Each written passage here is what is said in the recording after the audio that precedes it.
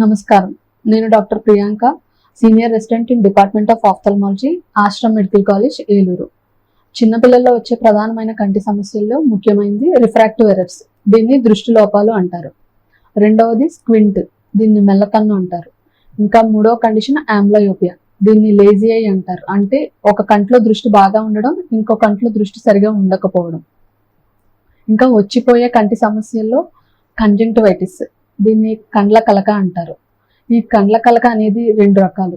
ఒకటి allergic conjunctivitis, రెండవది infective conjunctivitis. తర్వాత క్యాటరాక్ట్ అంటే శుక్లాలు. ఇవి పుట్టుకతోనూ రావచ్చు లేదా డెవలప్మెంటల్గా కూడా రావచ్చు. ఇంకా నీటి కాసులు అనే కండిషన్ కూడా మనం చిన్నపిల్లల్లో చూస్తాం.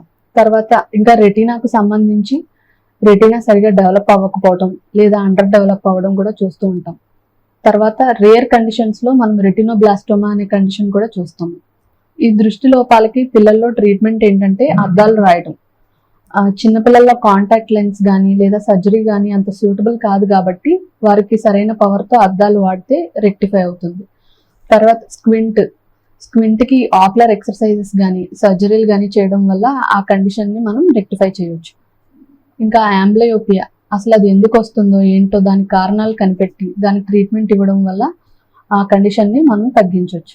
కంటి నుంచి ముక్కులోకి పోయే డక్ట్ బ్లాక్ ఉన్నట్లయితే దాన్ని వీలైనంత త్వరగా ప్రోబింగ్ అనే పద్ధతి ద్వారా సర్జరీ చేసి దాన్ని నయం చేయవచ్చు.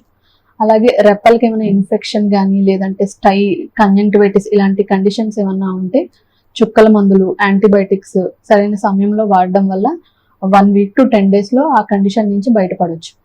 తర్వాత చిన్నపిల్లల్లో క్యాటరాక్ట్ అంటే శుక్లాలు ఉన్నట్లయితే ఎంత త్వరగా వీలైతే అంత త్వరగా సర్జరీ చేయాల్సి ఉంటుంది. మీకు చిన్నపిల్లల్లో ఏమైనా కంటి సమస్యలు ఉంటే అశ్రద్ధ చేయకుండా వీలైనంత త్వరగా మీ కంటి డాక్టర్ని సంప్రదించి ట్రీట్మెంట్ తీసుకోండి. క్యాటరాక్ట్ సర్జరీ అయిన తర్వాత పోస్ట్ ఆపరేటివ్ కేర్ గురించి సరైన అవగాహన ముఖ్యం. సర్జరీ అయిన 4 వారాల పాటు చుక్కల మందులు డాక్టర్ చెప్పినట్టు సరైన పద్ధతిలో సరైన రీతిలో వాడటం ముఖ్యం. అలాగే బరువు పనులు చేయకపోవడం, దగ్గు జలుబు రాకుండా చూసుకోవడం, కంటిని నలపకుండా ఉండడం, తల స్నానం చేయకోకుండా 4 వారాల పాటు ఉండడం ముఖ్యం. సడన్ గా దృష్టి మందగించిన లేదా కంట్లోంచి ఏదైనా నీరు కారుతున్నా వెంటనే కంటి వైద్యుని సంప్రదించండి. Thank you.